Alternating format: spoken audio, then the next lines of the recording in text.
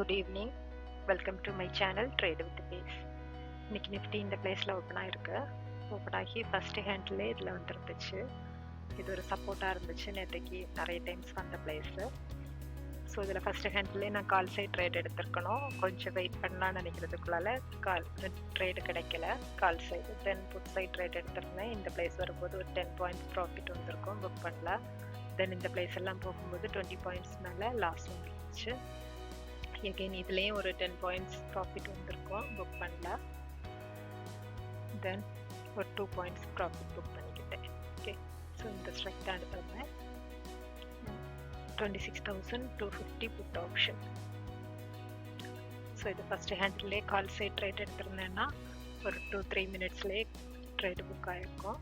அப்படி எடுக்காமல் இதில் புட் சைட் ட்ரேட் எடுத்து அப்புறம் லாஸ் ஆகி 2 பாயிண்ட்ஸு ப்ராஃபிட். ஸோ ஆர்டரில் பார்த்துக்கலாம். 918க்கு ட்ரேட் எடுத்திருக்கேன். 26,250 புட் ஆப்ஷன். 1 குவான்டிட்டி 100க்கு பை பண்ணி 102க்கு செல் பண்ணியிருக்கேன். 218க்கு செல் பண்ணியிருக்கேன். ஸோ இதோட ப்ராஃபிட் 150 வந்துருந்துச்சு. Okay, thank you.